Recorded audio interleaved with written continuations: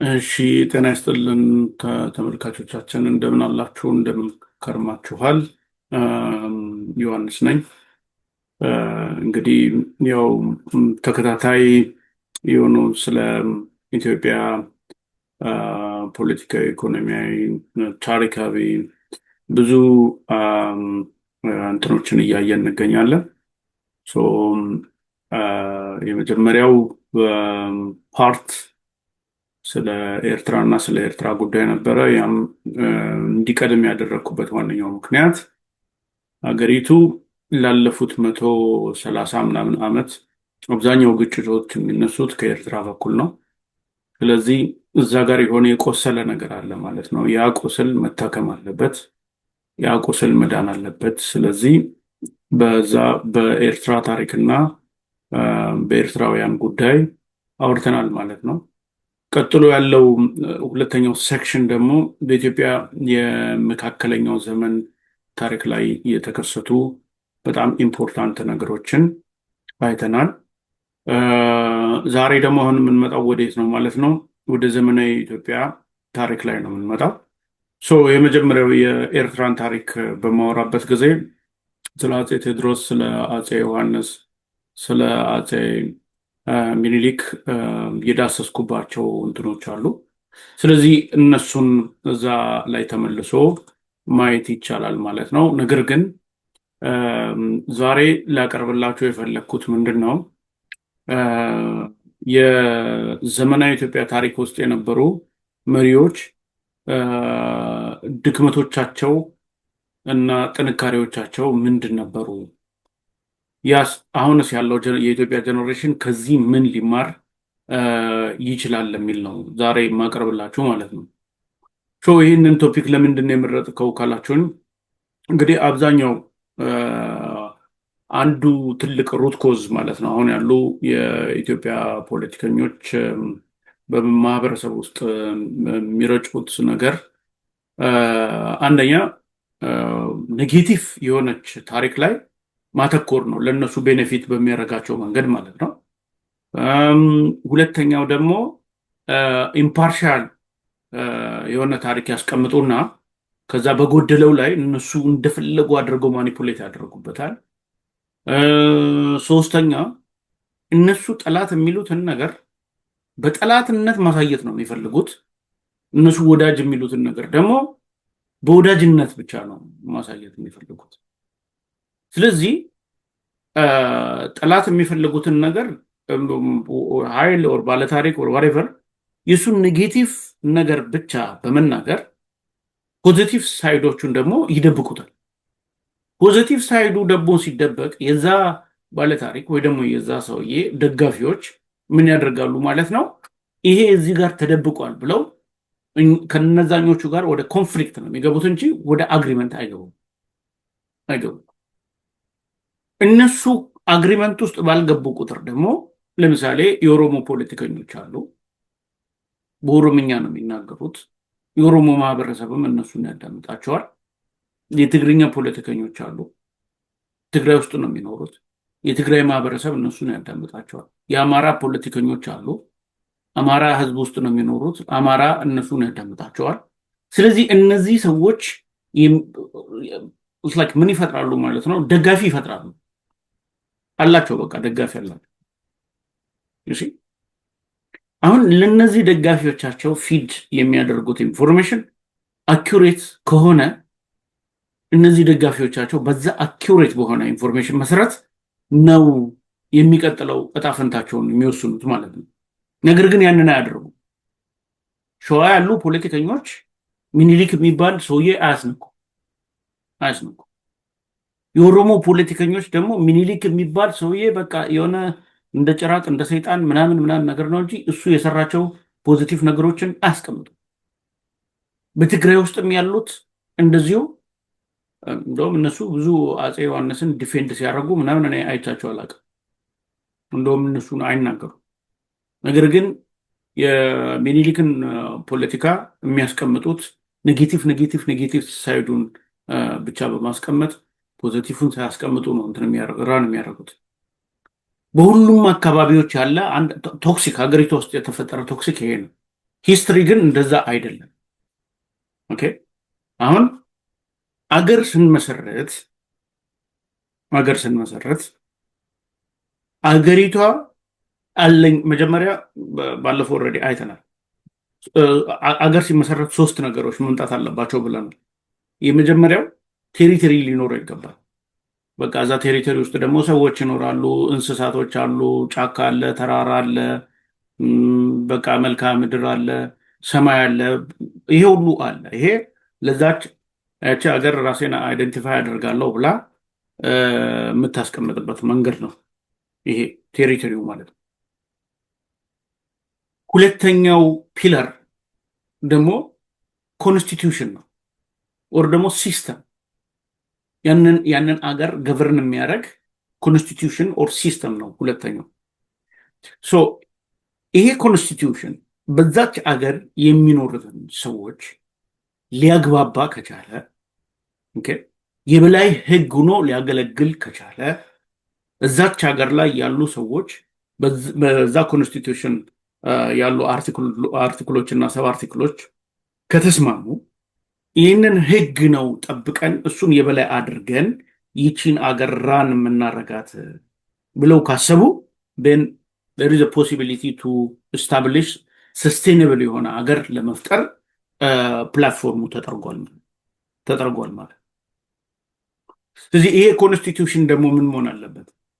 ከዛ አገር ካልቸር ጋር፣ ከዛ አገር ታሪክ ጋር፣ ከዛ አገር መልክዓ ምድር ጋር፣ ከዛ አገር ኢኮኖሚ ጋር፣ ከዛ አገር አጠቃላይ ሲስተም ጋር ምን መሆን አለበት?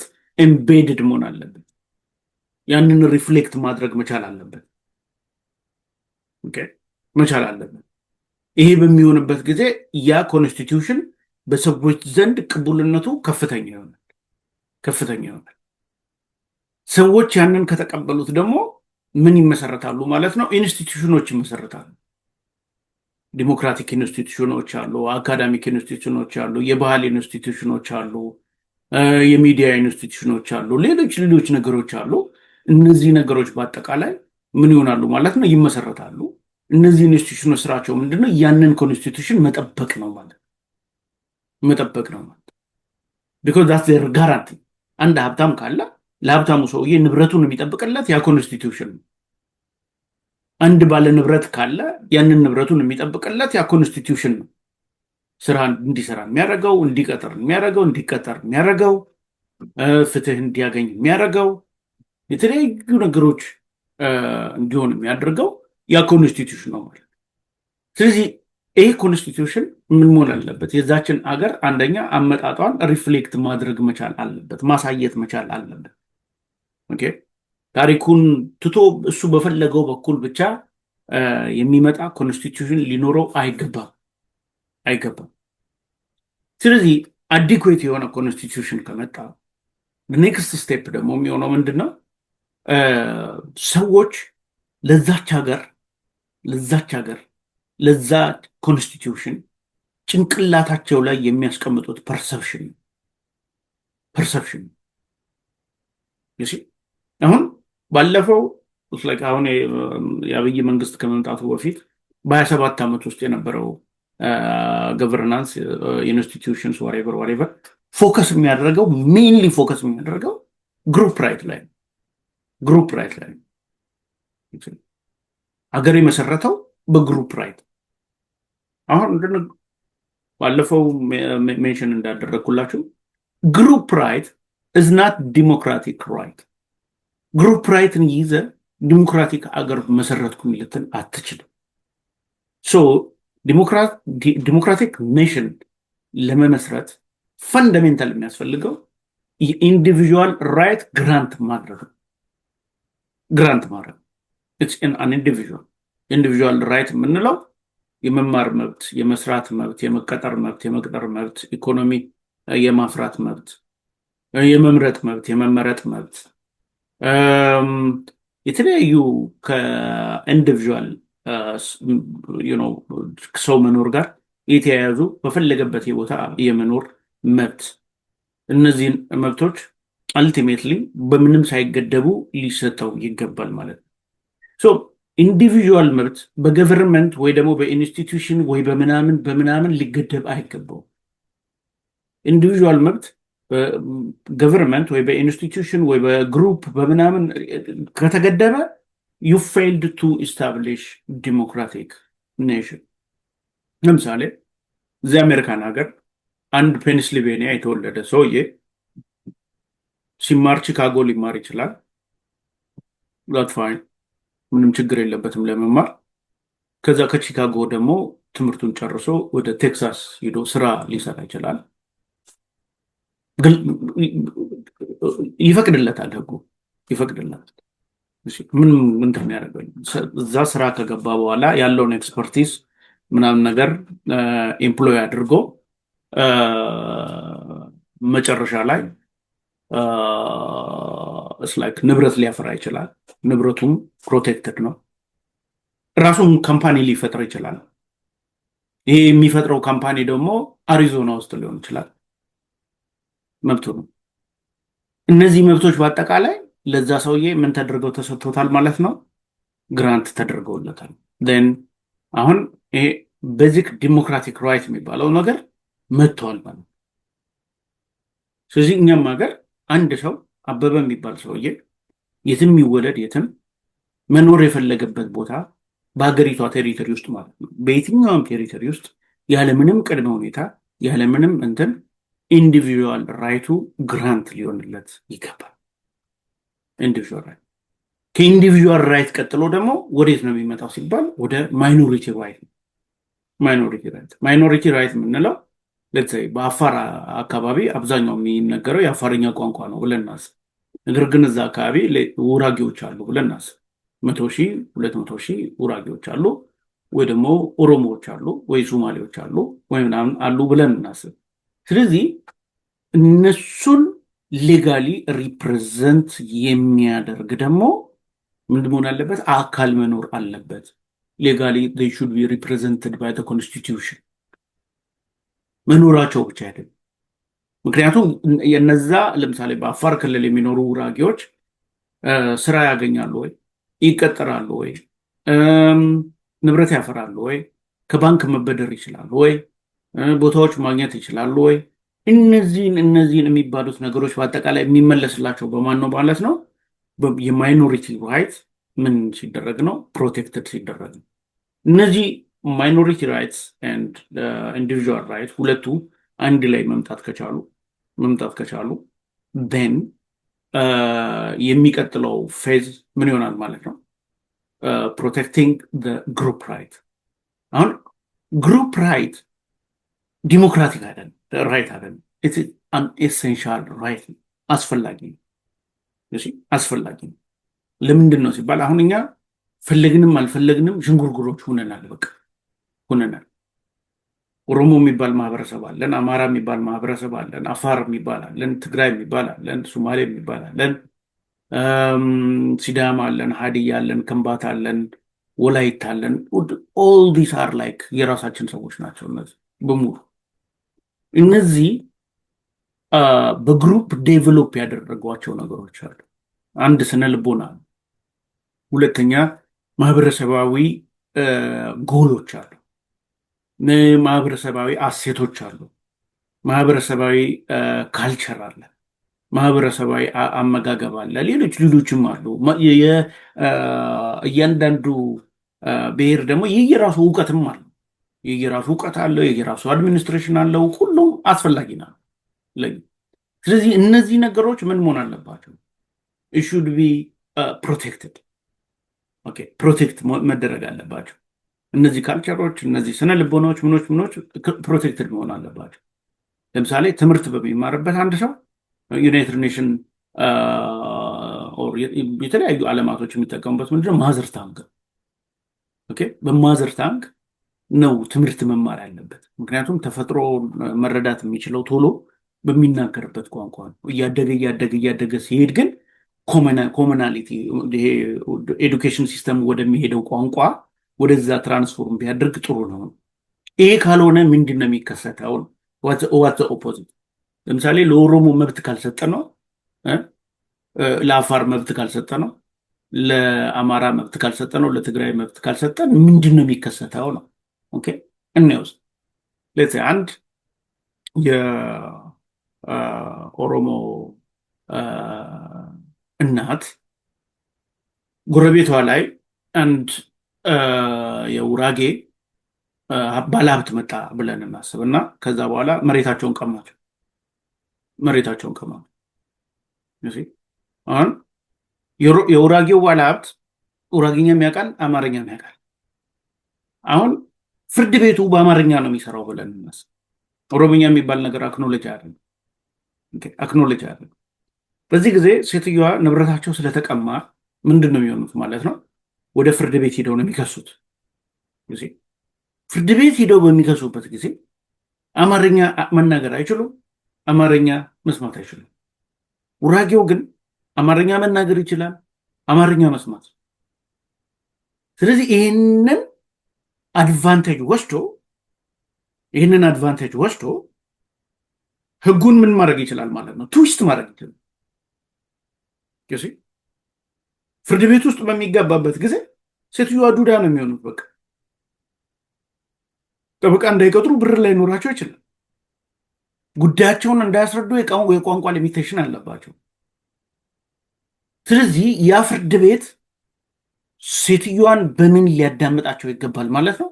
በኦሮምኛ ቋንቋ ሊያዳምጣቸው ይገባል።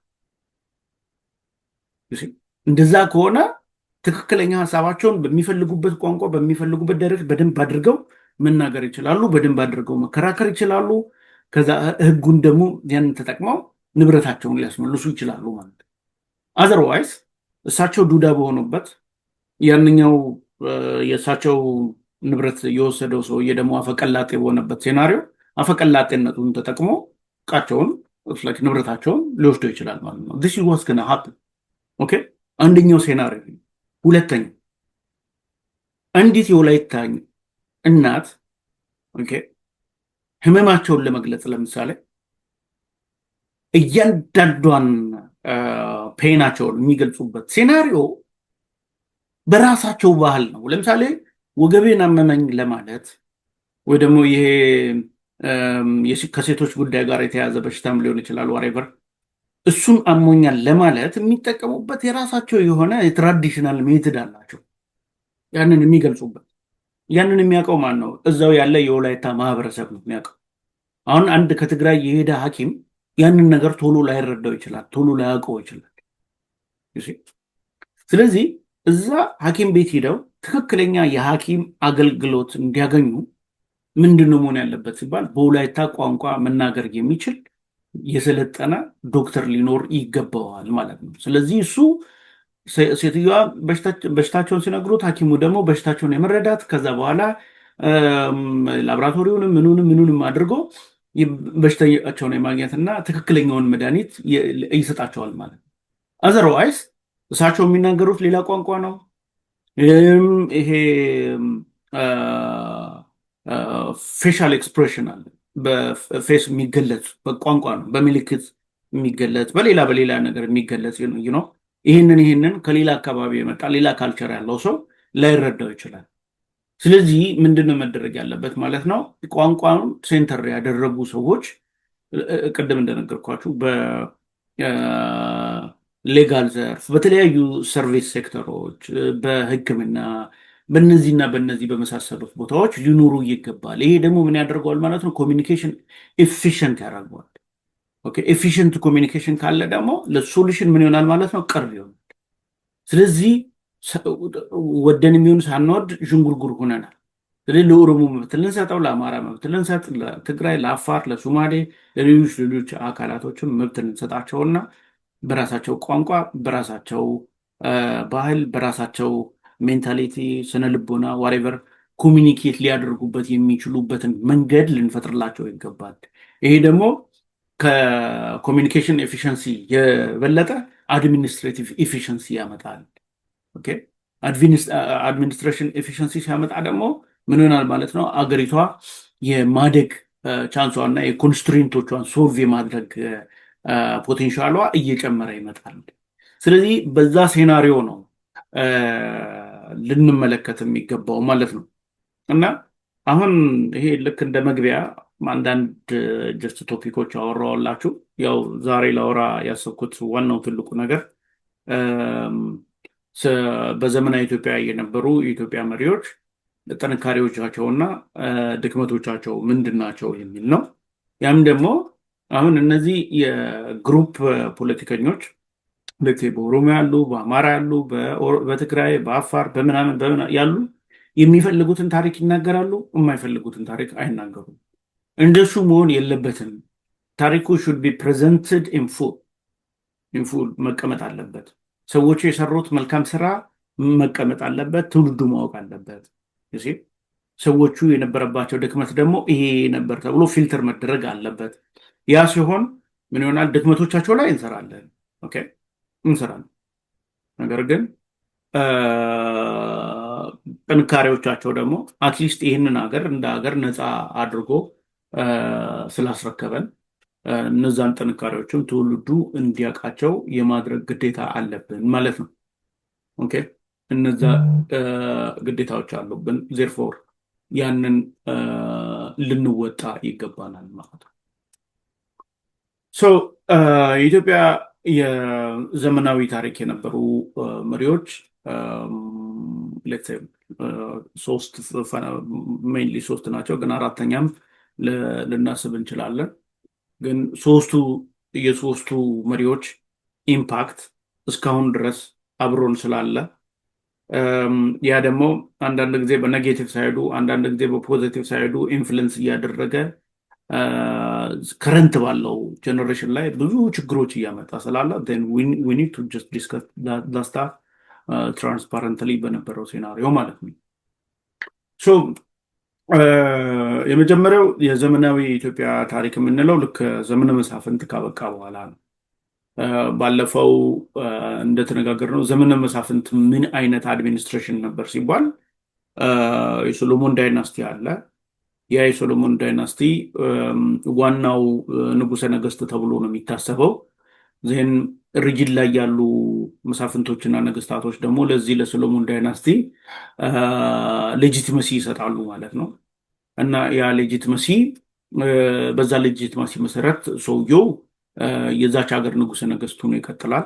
ይሄ ነገር ግን ዘመነ መሳፍንት ላይ ያበቃበት ሴናሪዮ እና የትግራይ መሳፍንት የራሱ ቴሪቶሪ፣ የጎንደር መሳፍንት ልክ እንደዛው፣ የጎጃም ልክ እንደዛው፣ የወሎ የጎንደር እነዚህ የየራሳቸው መሳፍንቶች ይዘው ከዛ ንጉሰ ነገስት ለመሆን ደግሞ ጦርነት ውስጥ የገቡበት ጊዜ ነው ማለት ነው። ሴንትራል መንግስት የለም፣ ሴንትራል ሚሊተሪ የለም፣ ሴንትራል ሲስተም የለም። ከእንደገና አገሪቷ ኩሸት ውስጥ ነው የነበረችው። ይህንን ሲስተም በፈረንጆች እንደ ኤሮፓያን አቆጣጠር በ1855 አፄ ቴዎድሮስ ነው እንግዲህ የተለያዩ የሪጅን መሳፍንቶችን አሸንፈው በጦርነት ነው ያሸንፏቸው። በጦርነት አሸንፎ ዘመነ መሳፍንትን እንዲያበቃ አደረጉት ማለት ነው። ዘመነ መሳፍንት አበቃ ማለት ትርጉሙ ምንድን ነው? ኢትዮጵያ ሴንትራል የሆነ አድሚኒስትሬቲቭ ሲስተም ፈጠረች ማለት ነው እና ሴንትራል የሆነ ሚሊተሪ ፈጠረች ማለት ነው። እነዚህን ሁለት ነገሮች ፈንዳሜንታሊ አቺቭ አድርገዋል አፄ ቴዎድሮስ። አሁን ያው ዛሬ የምናወራው ነገር ጥንካሬዎቻቸውን እና ጉለታቸውን ስለሆነ የአፄ ቴዎድሮስ ጥንካሬዎች ምንድን ነበሩ፣ ቀጥሎስ ደግሞ ድክመቶቻቸው ምንድን ነበሩ የሚለውን እናያለን። የመጀመሪያ ያው ቅድም እንደተናገርነው ዘመነ መሳፍንት የተባለ የተበታተነ እና ያልተማከለ አስተዳደራዊ ቅርጽ የነበረውን አገር እሱን ወደ ሴንትራል ሲስተም አምጥተውታል። ስለዚህ በዛ የተነሳ አንድ ሴንትራል ሀገር እንዲኖረን አስችለዋል ማለት ነው። ሌላኛው ይህ ዘመነ መሳፍንት የሚባለው ጊዜ ባይቋጭ ኖሮ ወቅቱ ስክራምብል ኦፍ አፍሪካ ዲዛይን እየተደረገ የነበረበት ጊዜ ስለሆነ እነዚህ የአውሮፓ ኮሎኒያል ፓወርስ እነ ፈረንሳይ፣ ጀርመን፣ እንግሊዝ፣ ቤልጅየም፣ ኔዘርላንድ፣ ፖርቹጋል፣ ስፔን፣ ጣሊያን እነዚህ የአፍሪካን ምድር ቦጫጭቀው ሊወስዱ ያሰቡበት ጊዜ ስለነበረ ኢትዮጵያም ደግሞ የትግራይ ፋክሽን፣ የጎንደር ፋክሽን፣ የወሎ ፋክሽን የምናምን ተበታትነው ቢገኙ ኖሮ አትሊስት ከውጭ ለሚመጡት እነዚህ ኮሎናይዘሮች ኢዚ ነው የሚሆንላቸው የነበር ኢዚ ነው የሚሆንላቸው። ቀጥሎ ደግሞ ውስጥ ለውስጥ የነበሩትንም መሳፍንቶች አንዱን ከአንዱ ጋር እያጋጩ እነሱ የሚፈልጉትን አጀንዳ ሊያሟሉ የሚችሉበት ሴናሪዮ እና ስፔሻሊ ኢትዮጵያ በምስራቅ በኩል በፈረንሳይ፣ በምዕራብ በኩል በእንግሊዝ፣ በሰሜን በኩል ደግሞ በጣሊያን የመያዝ ቻንስ ነበራት። ይሄ ቻንስ ሚኒማይዝ እንዲሆን አድርገዋል። ይሄ ኮምፓራቲቭ ስተዲ ብዙም የታሪክ ተመራማሪዎች ሱዳን ላይ የነበረውን፣ ሶማሊያ ላይ የነበረውን፣ ሌሎች የአፍሪካ ሀገራቶች ላይ የነበረውን የውስጥ መከፋፈል እና አገራቸው መጨረሻ ላይ በኮሎኒያል ፓወር መውደቋን አያይዘው የሚያስቀምጡት ስለ አፄ ቴዎድሮስ ፖዚቲቭ ሳይድ ነው ማለት ነው። ሌላኛው አፄ ቴዎድሮስ ብዙ የጦር አውድማዎች አድርገዋል። በዚህም ጎበዝ የጦር አዋቂና ስትራቴጂስት እንደሆኑ አስመስክረዋል ማለት ነው። ሌላኛው አፄ ቴዎድሮስ ኢትዮጵያን ዩኒፋይ ለማድረግ ጠንካራ ሀገር ለመፍጠር ይሄ በዚህ በጣም ከፍተኛ አምቢሽን ነበራቸው። ይሄ አምቢሽን ኢትዮጵያውያኖች ብቻ ሳይሆኑ አውሮፓውያኖቹም ይመሰክርላቸዋል፣ ያ ፍላጎት እንደነበራቸው ማለት ነው። ስለዚህ አንደኛ በአካባቢ የነበሩ ኃይሎችን በመገደብ ሀገሪቷን ዩኒፋይ የማድረግ ፕሮሰሶች ሰርተዋል። ወታደራዊ ዘመቻዎችን ለማጠናከር የመንግስት ፕሮጀክቶችን በመንደፍ ወታደሩ ደግሞ እንዲጠናከር በማድረግ የሀገርን ዳር ድንበር የሚጠብቅ እና ሴንትራል መንግስቱን የሚያጠናክር ሲስተም ፈጥረዋል ማለት ነው። ሌላ በሀገሪቱ ውስጥ አሰራሮችን ዘርግተዋል። አሰራሮች እነዚህ ቢሮክራቲክ የቢሮ ስራዎች የምንላቸው ማለት ነው። የቢሮ የሚባለው ፍሬንች ወርድ ምንድን ማለት ነው? አንድ ታስክ ወይ ደግሞ አንድ ነገር ሲሰራ አንድ ሰው ብቻ ሶንሊ ሃንድል የሚያደርገው ሳይሆን የተለያዩ ሰዎች እንዲያዩትና ያ የሚደረገው ነገር ህጉን ጠብቆ እየተደረገ ነው ወይስ ደግሞ አይደለም የሚለውን ነገር ቼክ ኤንድ ባላንስ የሚያደርጉበት ሲስተም ነው። ስለዚህ ይህንን ቼክ ኤንድ ባላንስ የሚያደርግ ቢሮክራቲክ አሰራር እንዲተገበር እና በኢትዮጵያ ውስጥ እንዲተዋወቅ አድርገዋል። ሌላኛው ዳግማዊ ቴዎድሮስ ኢትዮጵያ በቴክኖሎጂ፣ በሳይንስ፣ በኤዱኬሽን እንድትበለጽግ ከፍተኛ ፍላጎት ነበራቸው እና በዛ የተነሳ ትምህርት ለማስተዋወቅ ሞክረዋል። ከእንደገና የተለያዩ ሪፎርሞችን ለማበጀት ሞክረዋል። ቀጥሎ ከአውሮፓውያኖችም እነዚህ ስልጣኔ ወደ ሀገሪቱ ውስጥ እንዲመጣ ከፍተኛ ጥረትን አድርገዋል ማለት ነው። ሌላኛው እና በጣም ትልቅ የሚባል የአፄ ቴዎድሮስ ገድል እንግዲህ ከእንግሊዞች ጋር በጦርነት በመገጠሙበት ጊዜ የእንግሊዞቹ እሳቸውን ሂደው አስረው በቃ ይሄ ነው ሲያስቸግረን የነበረው የኢትዮጵያ ንጉሥ ምናምን ነገር ብለው እጅና እግሩን ጠፍረው እንዲህ እያደረጉ ወደ እንግሊዝ ለመውሰድ ነበረ ፍላጎታቸው።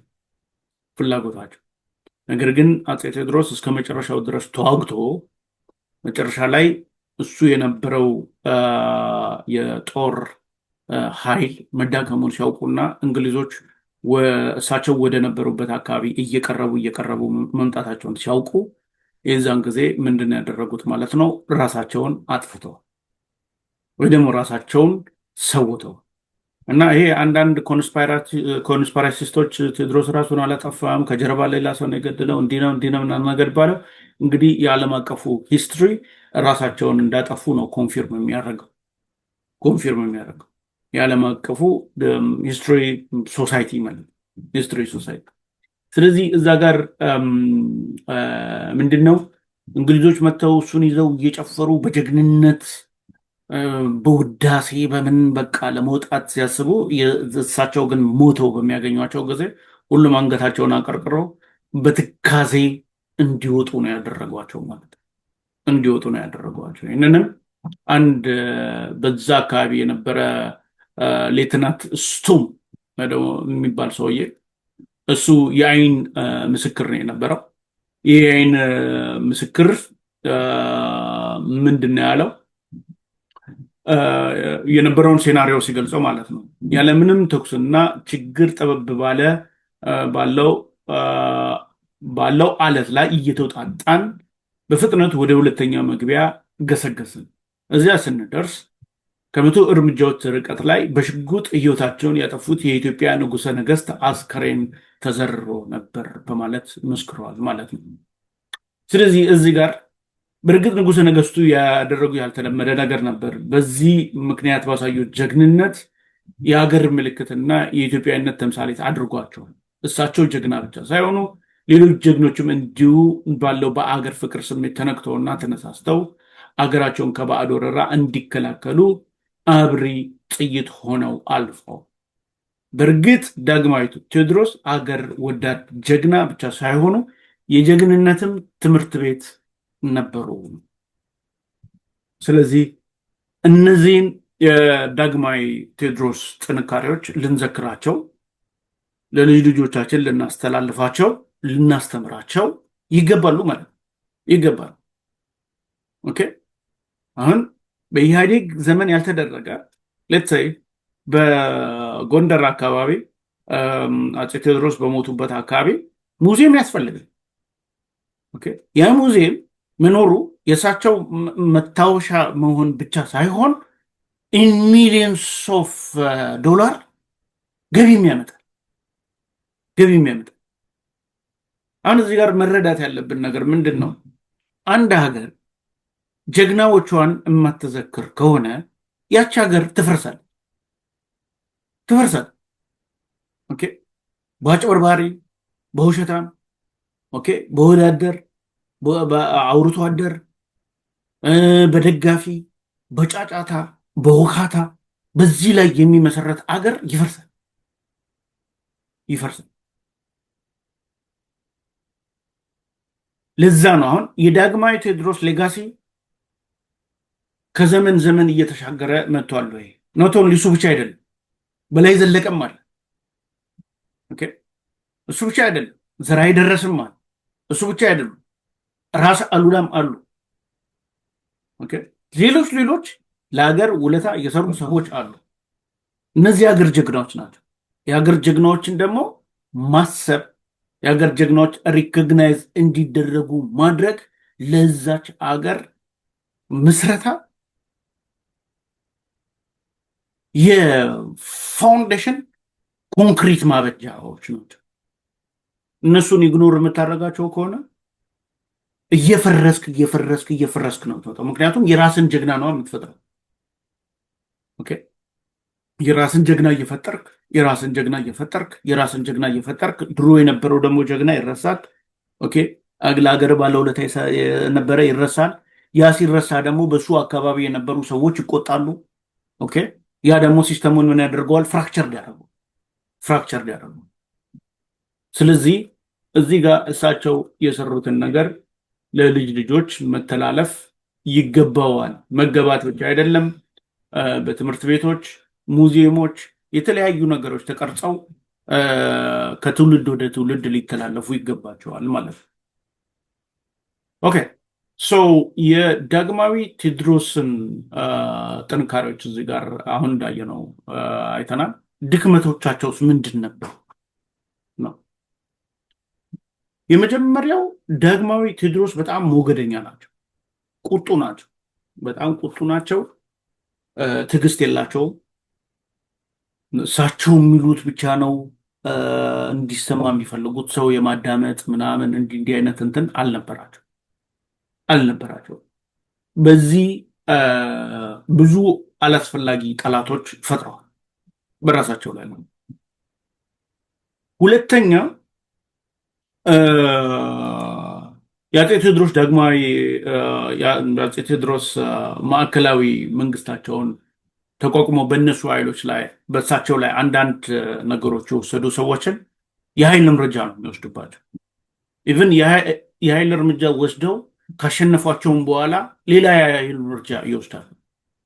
ይሄ በተድላጓሉ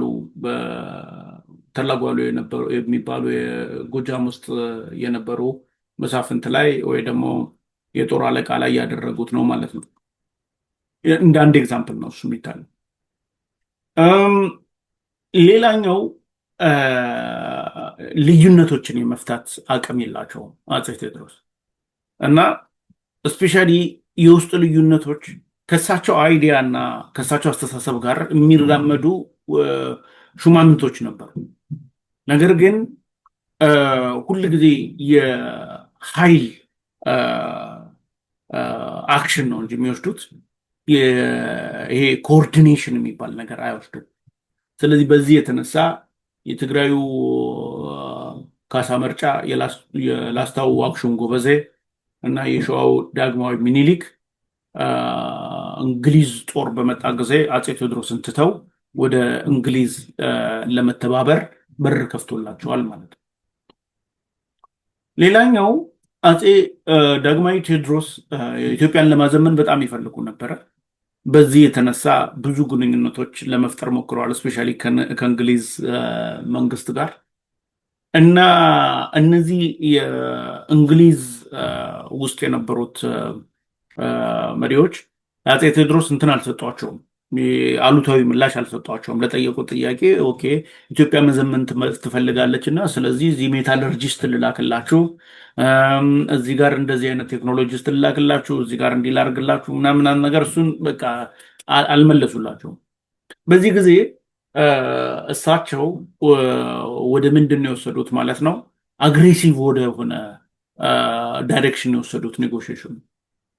ስለዚህ ኔጎሽት ከማድረግ ይልቅ በእንግሊዝ የሚልካቸውን ሚሽነሪ ሊሆኑ ይችላሉ፣ ኦር ዋሬቨር ሌሎች ነጮችም ሊመጡ ይችላሉ። እነሱን ማሰር ነው የጀመሩት ነው ማሰር ነው የጀመሩት። ስለዚህ ያ ምን አድርጎታል ማለት ነው? የዲፕሎማሲ በሩን አሻክሮ ወደ ጦርነት ውስጥ እንዲገባ ነው ያደረገው። ያላስፈላጊ ነበር፣ አቮይድ ማድረግ ይችሉ። እንግሊዝን ጠየቁ፣ እንግሊዝን ቢያለቻቸው ን ወደ ራሻ፣ ወደ ፈረንሳይ፣ ወደ ሌሎች ሀገሮች መጠየቅ፣ እነሱም እምቢ ሊሏቸው ይችላሉ። እምቢ ሊሏቸው ደግሞ ሲሞክሩ አፄ ቴዎድሮስ ሌሎች ቴክኒኮች፣ ለምሳሌ ሱዳን ውስጥ ከነበሩ ኃይሎች ጋር ኮዋሊሽን መፍጠር፣ ኦኬ እንዲህ አይነት ነገሮች ቢያደርጉ፣ ምክንያቱም እንግሊዝን ስቲሙለስ ማድረግ የሚችል ነገር መፍጠር ነበረባቸው እንጂ ወደ ጦርነቱ ሊያስገባቸው የሚችል ነገሮች ማድረግ አልነበረባቸውም ማለት ነው። እዚህ መጨረሻ ላይ እንግሊዝ ያው የታሰሩባቸውን ሰዎች አስፈታለሁ ብሎ ከአፄ ቴዎድሮስ ጋር ጦርነት ገጠመ። በዛም ደግሞ የእሳቸው ጦር ተሸነፈ፣ እሳቸውም ደግሞ ህይወታቸውን አጡ ማለት ነው።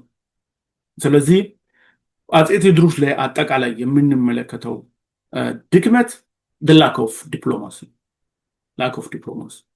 ስለዚህ እነሱ ያ ነገር አፄ ቴዎድሮስ ላይ አናይም ማለት ነው። ሞር ዲፕሎማቲክ ቢሆኑ የተሻለ ደረጃ ኮንትሪቢዩት አድርገው ለራሳቸውም ለመንግስታቸውም ብዙ ነገር መስራት ይችሉ ነበር ማለት ነው። ከዚህ እንትን ስንል ደግሞ የምንሄደው ወዴት ነው? ወደ አፄ ዮሐንስ ነው ማለት ነው። ወደ አፄ ዮሐንስ እንሄዳለን። በመሀላችን ይሄ ዋግሹም ጎበዜው አፄ ተክለ ሃይማኖት ሆኖ እንደ ኤሮፓያን አቆጣጠር ከ1868 እስከ 72 ድረስ ንጉሰ ነገስቱ ነው ቀጥለዋል። ነገር ግን አፄ ዮሐንስ ራሳቸውን በዛ በነበረው በ4 ዓመት ኢንተርቫል ወታደሮቻቸውን በእንግሊዝ አሰልጥነው ምን ብለው በደንብ ዘመናዊ ነገር ታጥቀው ነው የጠበቋቸው። አድዋ ላይ ተዋጉ። አድዋ ላይ ከተዋጉ በኋላ አፄ ዮሐንስ አሸነፏቸው ማለት ነው። አፄ ዮሐንስ ካሸነፉ በኋላ ወደ ስልጣን መጡ። አክሱም ላይ ንጉሰ ነገስት ዘኢትዮጵያ ተብለው ማለት ነው። እዛ ጋር የመጀመሪያው ነገር የምንመለከተው አፄ ዮሐንስ ወደ ስልጣን የመጡት በእንግሊዝ ድጋፍ ነው ማለት ነው። በእንግሊዝ ድጋፍ ነው። እንግሊዞች ደግሞ ከአፄ ቴዎድሮስ ጋር መጣላታቸው እንትን ብሎ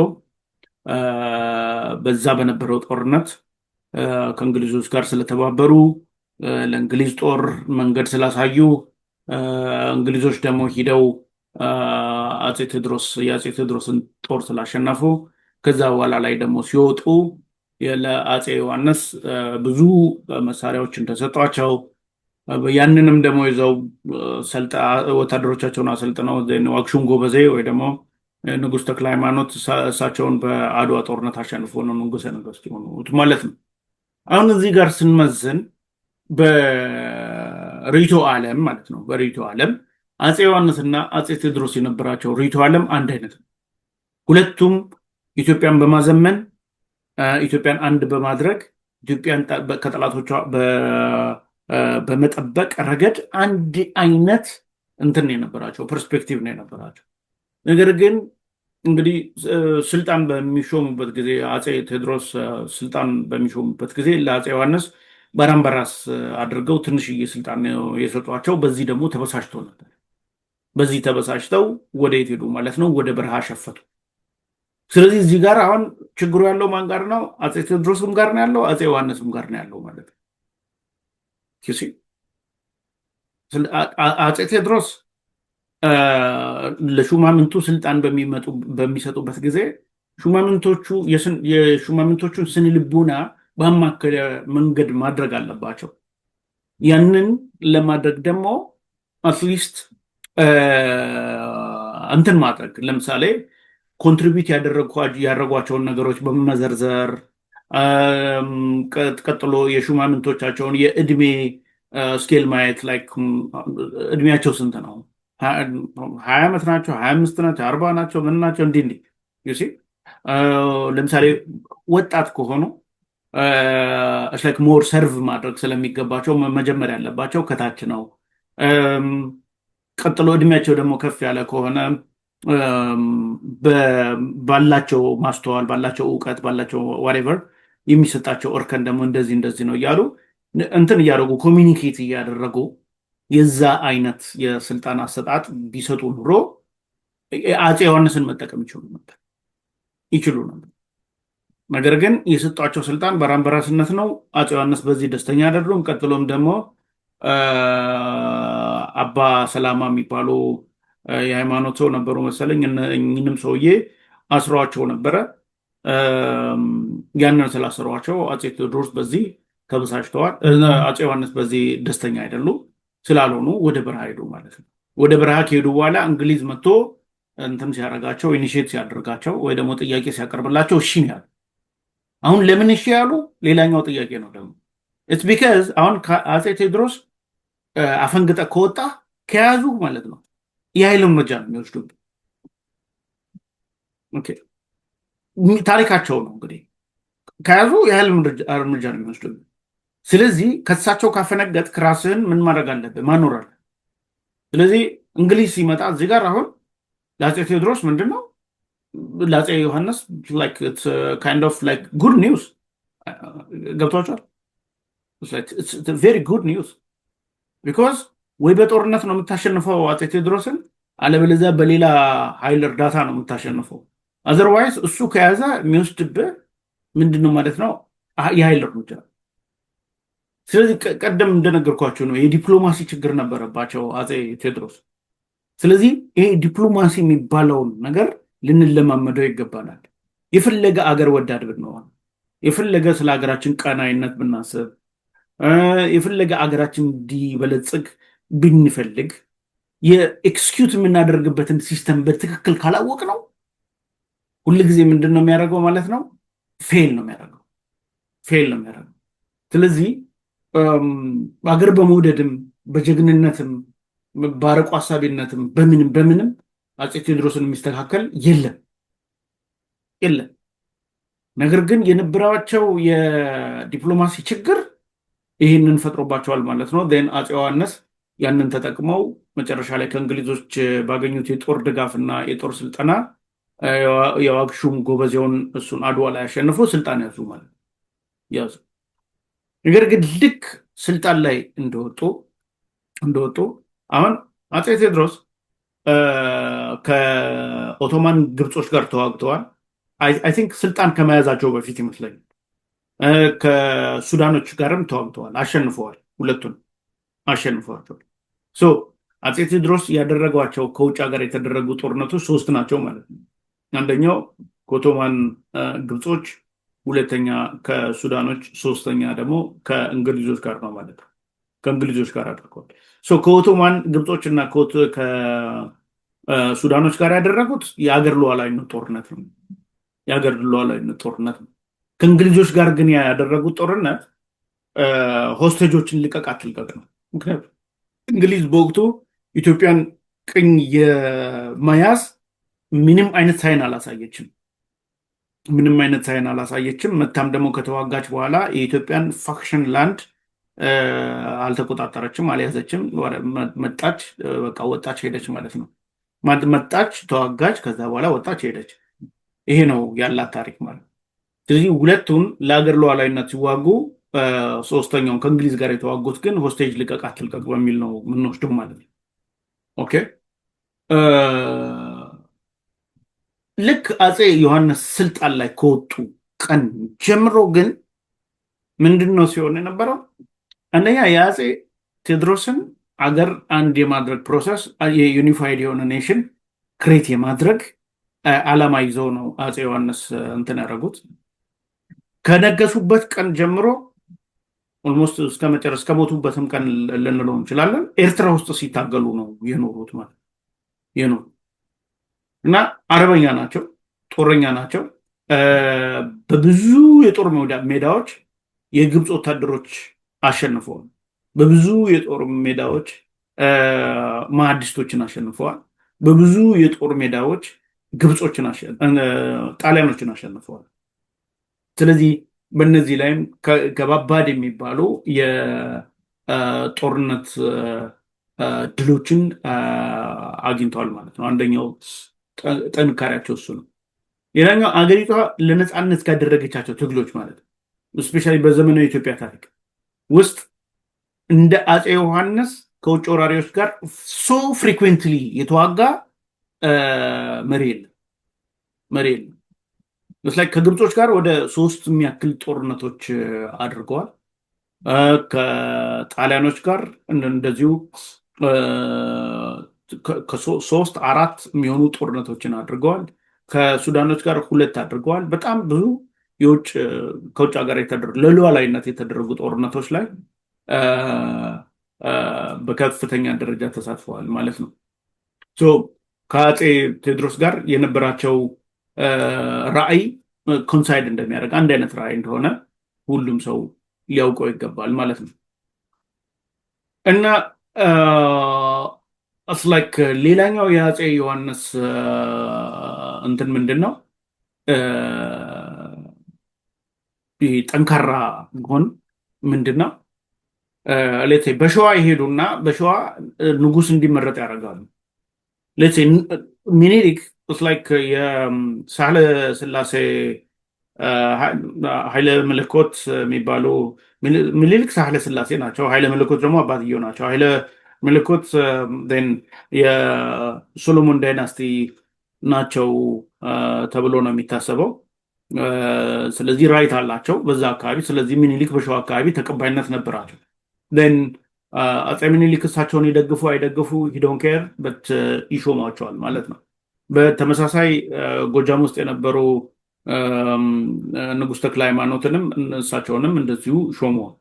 ስለዚህ በየአካባቢ የሄዱ የሚሾማቸው ሹማምንቶች ለአፄ ዮሐንስ ፐርሰናሊ ይደግፏቸዋል አይደግፏቸውም ያ ሳይሆን ዋና እንትናቸው በአካባቢው የተመረጠ ሰው ወይ ደግሞ በአካባቢው ለአስተዳደሪነት የሚፈለግን ሰው እሱን አሳይን አድርገው ነው የሚመጡት ማለት ነው።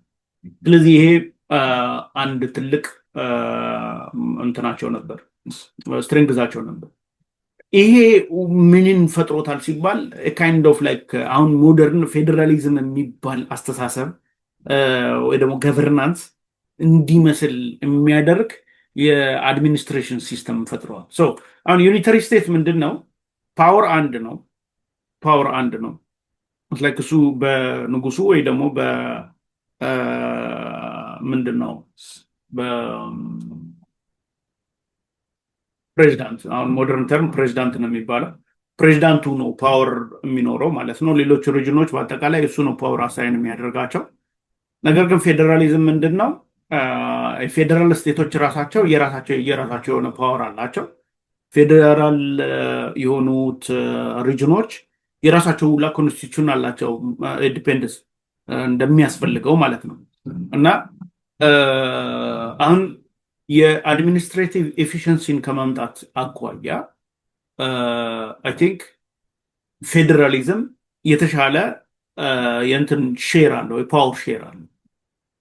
ብዙ ሀገራቶችም አፕላይ የሚያደርጉት ያንን ነው። የአፄ ዮሐንስ የአስተዳደር ቅርጽን የፌዴራሊዝም አይነት ነው። ወይራስ የአፄ ቴዎድሮስ የአስተዳደር ቅርጽ ዩኒተሪዝም ነበር ማለት ነው። ሌላኛው የአፄ ዮሐንስ ትልቅ እንትን ምንድን ነው? አሁን ከ1557 ጀምሮ እንደ ኢትዮጵያን አቆጣጠር ማለት ነው ምጽዋ የሚባለው ወደብ በኦቶማን ቱርኮች የተያዘ ነው የነበረ። በኦቶማን ቱርኮች የተያዘ ነው 1557። ኦቶማን ቱርኮች በ19ኛው ክፍለ ዘመን ባጋጠማቸው የውስጥ ችግር ከእንደገና ደግሞ ዌስት በኩል የነበሩ የኦቶማን ቱርክ አካላቶች እነሱ የየራሳችንን ስቴት እንፈልጋለን ብለው ስለነበር መንግስቱ ተዳክሞ ነበር። ዌራስ የአውሮፓውያን ቀኝ ገዢዎች ደግሞ በጣም ተጠናክረው የወጡበት ጊዜ ነበር። በዚህ ጊዜ ኦቶማን ቱርኮች ወደ ሀገራቸው ሲመለሱ ኤሪያውን አካባቢውን ለግብጾች ነው የሰጡት ማለት ነው። ለዛ ነው ኦቶማን ግብጾች የሚባሉት። ግብጾች ምጽዋን ተቆጣጥረው ነበር። ስለዚህ አፄ ዮሐንስ ጦርነት ካደረጉ በኋላ በተከታታይ ጦርነቶች የእስማኤል ፓሻ ጦርን በከፍተኛ ደረጃ በማድቀቅ ባይዘወይ እነዚህ እነ ጉንደት የሚባሉ ጦርነቶች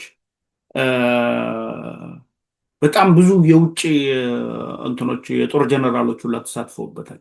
አውሮፓውያኖችም አሜሪካውያኖችም ተሳትፈውበታል። ነገር ግን እነዚህ ስፔሻሊ በራስ አሉላ የሚመራው ኃይል በጣም በከፍተኛ ደረጃ እነዚህን ኃይሎች መቶ ማለት ነው መቶ በማስወገድ ግብፅን በማሸነፍ ከዛ በኋላ የህዌት ትሪቲ ተደረገ በ1884 ማለት ነው እንደ አውሮፓውያን አቆጣጠር።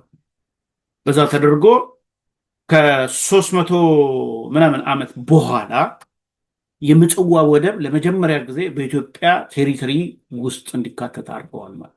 ይሄ እሳቸው ከሰሩት ትልቅ የአቺቭመንታቸው ሜቢ በዋነኛነት የሚወሰድ ነው የህዌት ትሪቲ ማለት። ስለዚህ በዛ እንትንን አስመጡ። ከዛ ካስመጡ በኋላ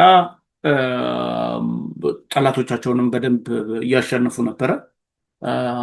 ግን አገር የማጠናከሩም ስርዓት በከፍተኛ ደረጃ በጥሩ ሁኔታ እየሄደ የነበረበት ሴናሪዮ ነው የምናየው እና ልክ አፄ ቴዎድሮስ ራሳቸውን እንዳጠፉት ሁላ አፄ ዮሐንስም በመተማ ሲዋጉ እዛው ተመተው ህይወታቸው በጦርነቱ አልፏል ማለት ነው። ስለዚህ ስውዕት የሚባሉት ወይ ደግሞ የእሳቸው ህልፈት ከአገር ሶቨርኒቲ ጋር ተያይዞ የሚቀጥል ይሆናል ማለት ነው። ስለዚህ እዚህ ጋር የአፄ ዮሐንስ ታሪኮች እነዚህም በሙዚየም ውስጥ በደንብ አድርገው ተሰርተው ወጣቶች፣ ህፃናቶች፣ ኔክስት ጀኔሬሽኖች ሊማሩት የሚገባ ትልልቅ ስራ የሰሩ የኢትዮጵያ ጀግና ናቸው ማለት ነው። አሁን እንግዲህ የአፄ ዮሐንስን እንትን አይተናል፣ ጥንካሬዎች አይተናል። የእሳቸው ደግሞ ድክመቶች ደግሞ ምንድን ነበሩ ብለን ስናይ አንደኛው ያው ከአፄ ቴዎድሮስ ጋር በመጋጨታቸው ኮብልለው ነበረ። ከዛ እንግሊዝ ሲመጣ ከእንግሊዝ ጋር ምን አድርገዋል ማለት ነው? አብረዋል ማለት ነው። ስለዚህ ይሄ እንደ አንድ ድክመታቸው ነው የሚወሰደው። ምክንያቱም እንግሊዝ እዛ አካባቢ መጥቶ ምንድን ነው የሚያደርገው? የራሱን ጥቅም ነው የሚያስከብረው። ነገር ግን አፄ ቴዎድሮስ ኢትዮጵያዊ ናቸው፣ እሳቸውም ኢትዮጵያ ናቸው። ስለዚህ ኢትዮጵያ ለምትባለው ነገር መጀመሪያ ፕራዮሪቲ ምስጥ ከተባለ ሆደ ሰፊነት ያስፈልጋል። አፄ ቴዎድሮስ የኃይል እርምጃ ስለሚወስዱ ብቻ ከእንግሊዝ ጋር መተባበር እኔ በበኩሌ አግባብ ነው ብዬ አላምንም። ስለዚህ ያንን እንደ ድክመት ነው የምወስደው። በአጋጣሚው የፈጠረው ሴናሪዮ ሊሆን ይችላል። ነገር ግን ያ በመሆኑ የተነሳ በሀገር አንድነት ላይ ብዙ ጥያቄዎች እንዲፈጠሩ አድርጓል። ሌላው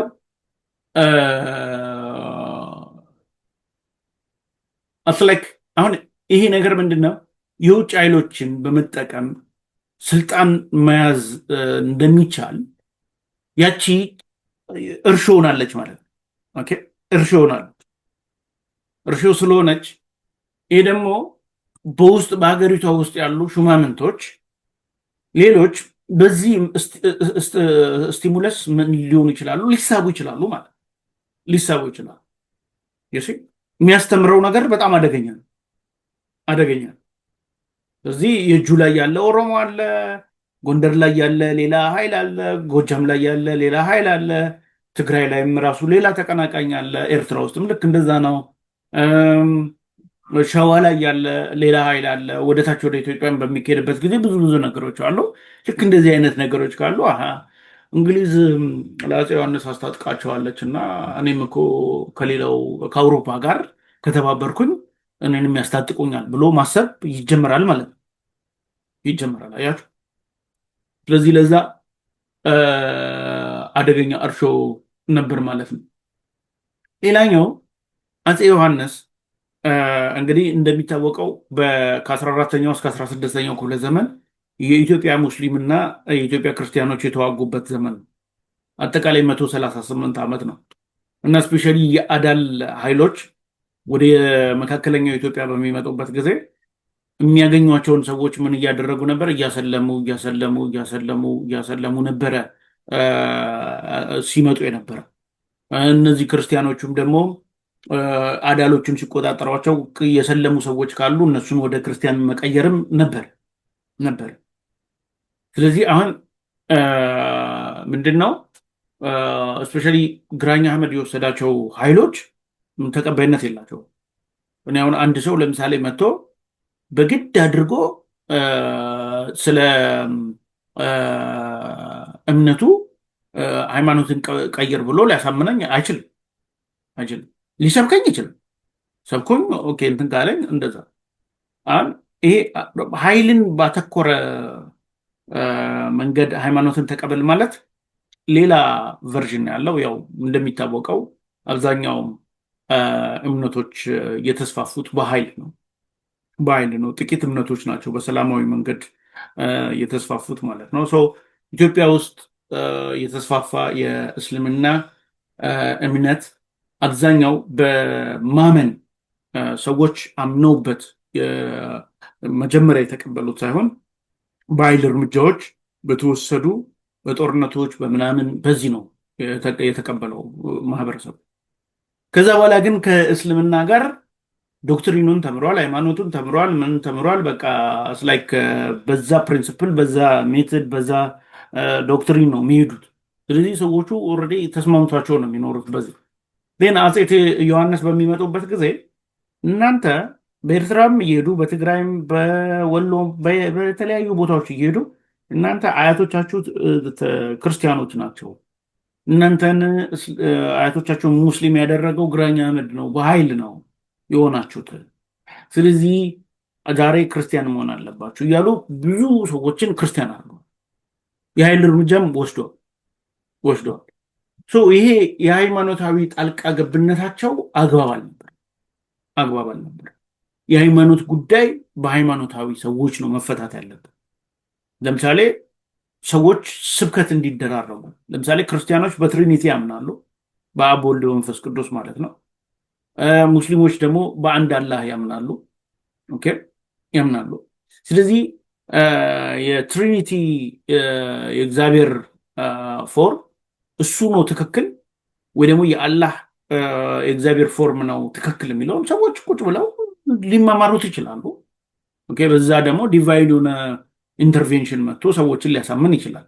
ኦኬ እኔ የማምነው እንደዛ ነው እንጂ ሙስሊምም ከሆነ የመነበት ከዛ መጨረሻ ላይ እሱ ያለው ነገር ትክክል ከሆነ እሱ ወደሚለው ዓለም ይሄዳል። ክርስቲያኑም ከሆነ ባመነበት ይመንበት፣ በኢየሱስ ክርስቶስ ይመን፣ እሱ ያለው ነገር ትክክል ከሆነ ወደሚለው ዓለም ይሄዳል። ይሄ የመጨረሻው እንትን። ነገር ግን ሰዎችን በኃይል ማሳመን አግባብነት የለውም። እሳቸው እንደዚህ አይነት ነገሮች አድርገዋል። ስለዚህ ይሄ ደግሞ ብዙ የውጭ ጣልቃ ገብነቶች እንዲመጡ ከእንደገና ደግሞ ኢትዮጵያ ውስጥ የነበሩ ሙስሊሞችን ሴናሪዮውን ያልተቀበሉበት ሴናሪዮ ሁኔታ ነበረ እና ይሄ አንደኛው ድክመታቸው ነው የአፄ ዮሐንስ ማለት ነው። ኖት ኦንሊ ሙስሊም ላይ ብቻ ሳይሆን የሮማን ካቶሊክ ራሱ ወደ ሸዋ ምናምን ነገር ሲገባ ለሚኒሊክ እነዚህ ወደ ሮማ ከሮማ የመጡ ካቶሊኮች በሙሉ እንዳይስፋፉ አገዳቸው ብሎም አስተላልፈው ነበር ማለት ነው። ሌላኛው የአፄ ዮሐንስ ድክመት ምንድን ነው? ለምሳሌ ቅድም እንደነገርኳችሁ በጎጃም ይሄዳሉ፣ እዛ ያለውን ንጉስ ሰይመው ይመጣሉ።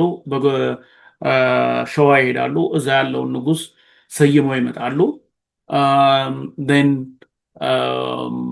ላይክ እዛ ጎጃም ላይ ያለው ንጉስ ከነሙሉ ወታደሩ፣ ሸዋ ላይ ያለው ንጉስም ከነሙሉ ወታደሩ ነው፣ ከነሙሉ አቅሙ ነው።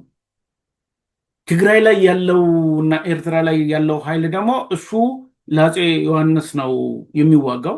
አንዳንድ ጊዜም ከጎንደር፣ አንዳንድ ጊዜም ከጎጃም፣ አንዳንድ ጊዜም ከወሎ የተወሰኑ ኃይሎችን ጦራቸው ውስጥ ያካትታሉ። ነገር ግን ከግብፅ ጋር ሲዋጉ፣ ከጣሊያን ጋር ሲዋጉ፣ ከነደርቦች ጋር ሲዋጉ እንዳለ የሚያሳልቁት የነበረው ኖርዝ ላይ የነበረውን ፓወር ነው፣ ሂውማን ፓወር ማለት ነው እንጂ ከተለያዩ አካባቢዎች የነበሩ ወታደሮች እንትን አድርገው ከኦሮሞውም፣ ከአፋሮም፣ ከሶማሌውም፣ ከሸዋውም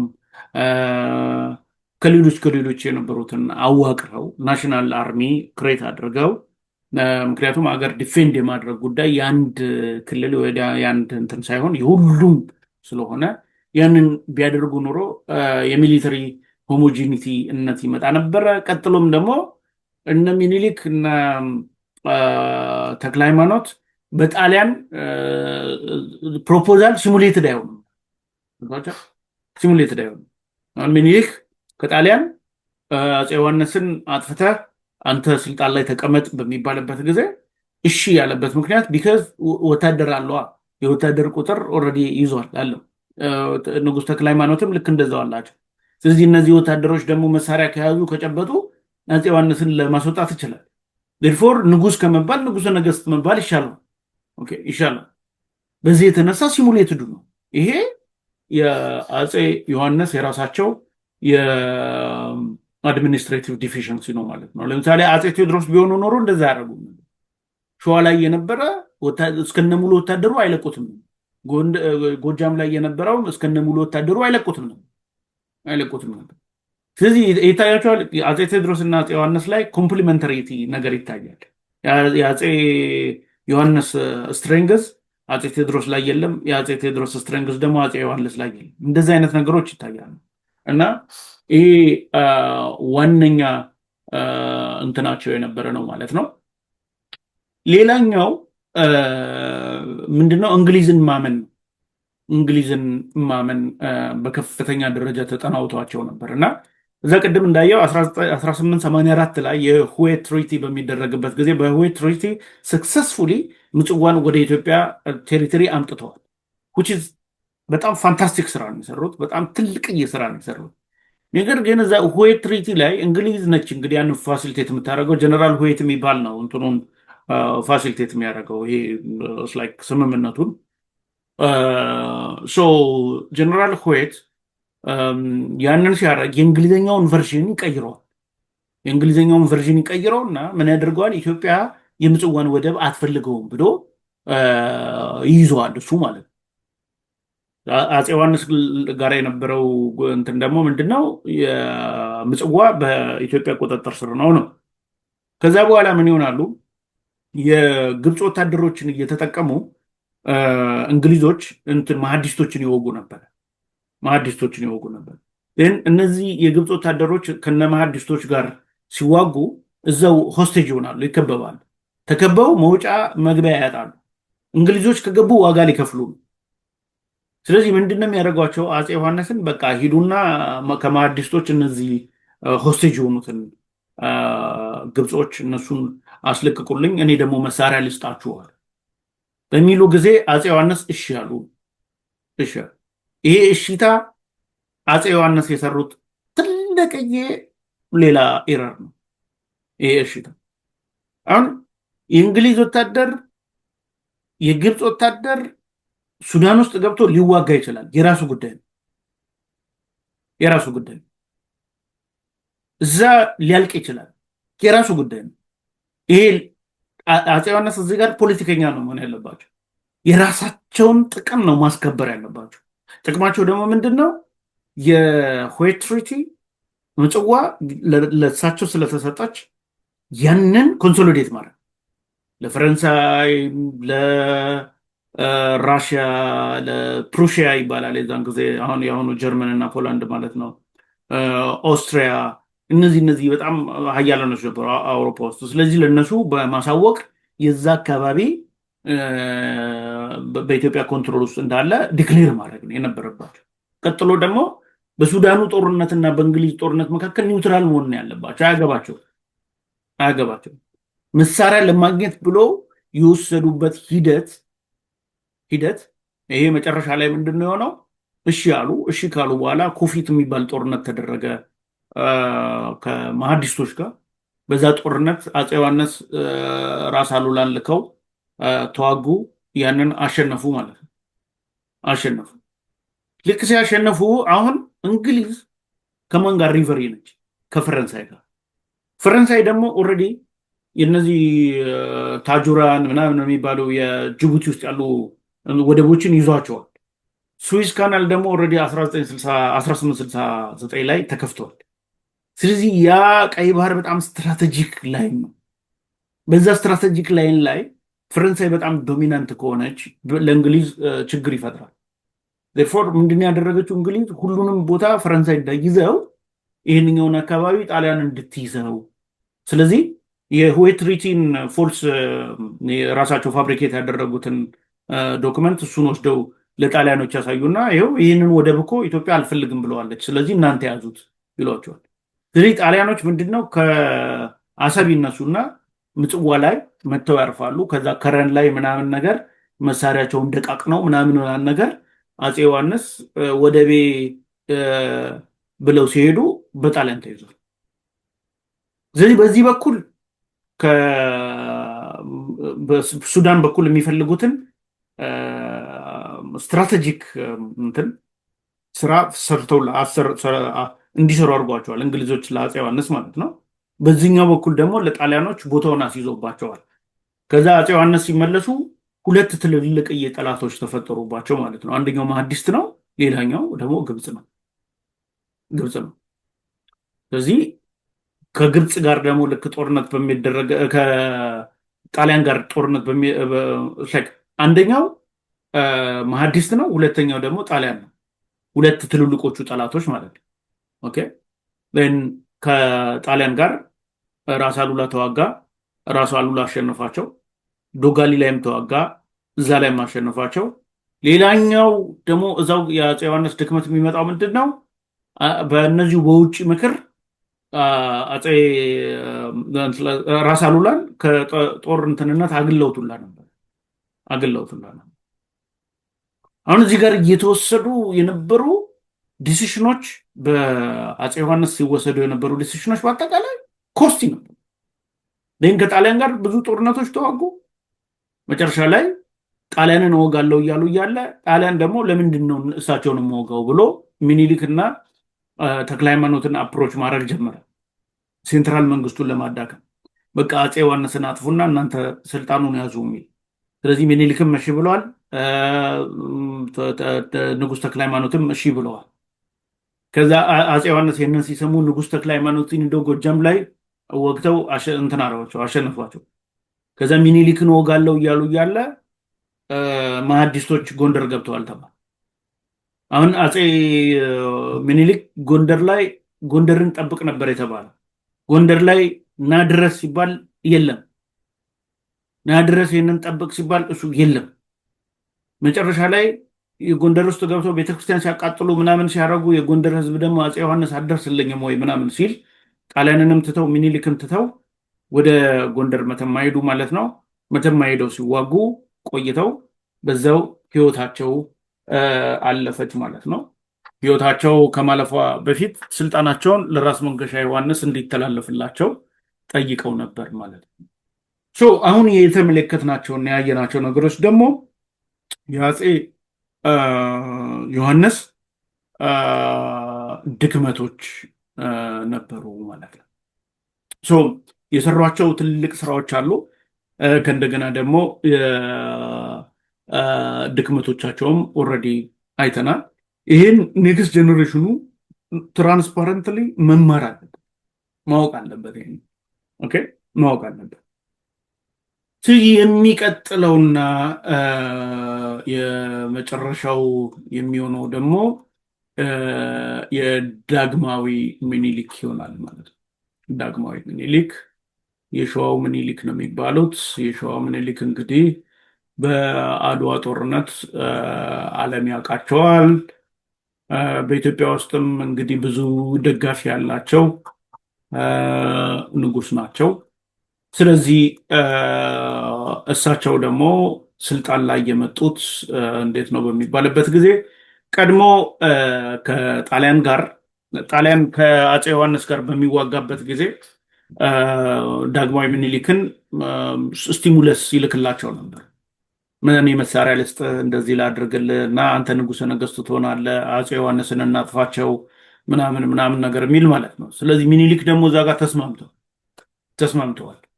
ተስማምተው እሳቸው ንጉሠ ነገሥት ሊሆኑ አፄ ዮሐንስ ደግሞ እንዲጠፋ ያው ከጣሊያን ጋር አብረው ሲሰሩ ነበር ማለት ነው።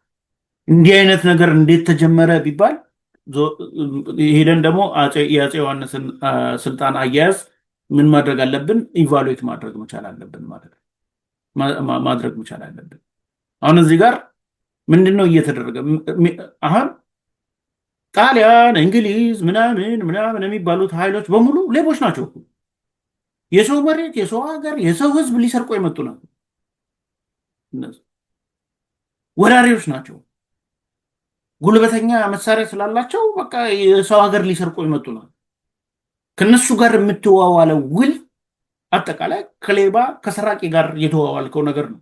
እነሱ ውል እንዲዋዋሉ የሚያደርጋቸው ነገር ከጀርባቸው ይዘው የመጡት መድፍ፣ ጥይቶች ምናምን የሚሊተሪ የበላይነት ቴክኖሎጂ ይሄ ነው እነሱን ከበስተጀርባቸው ሆኖ እዛ ይዟቸው የመጣው እንጂ ሌባ፣ ዘራፊ እነዚህ ናቸው። ከነሱ ጋር ሆነ በሀገር ጉዳይ አትዋዋልም ማለት ነው።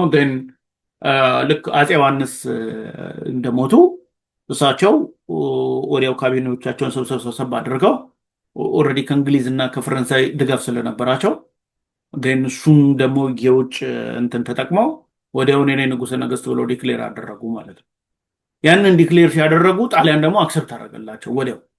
ኦኬ ቢካዝ ለምንድን ነው ሊያስፈርማቸው የፈለገ ነገር ስላለ ነው ጣሊያን አክሰፕት ያደረገላቸው የእሳቸውን ንጉሠ ነገሥትነት ራስ መንገሻ እሱን ወደኋላ ተደርጎ ማለት ነው ተደርጎ የእሳቸው ንጉሠ ነገሥትነት አክሰፕት እንዲደረግ የተደረገበት ሲስተም ቢኮዝ ላይክ ጣሊያን ኢዝ ገና ጌን ሰምቲንግ ኦኬ ኢዝ ገና ጌን ሰምቲንግ ሶ ከዛ ወዲያው በወራቶች ውስጥ ነው የግንቦት ወር ነው የውጫሌ ስምምነት የተፈረመው። አይ ቲንክ ግንቦት 1889 ነው የውጫሌ ስምምነት የተፈረመው።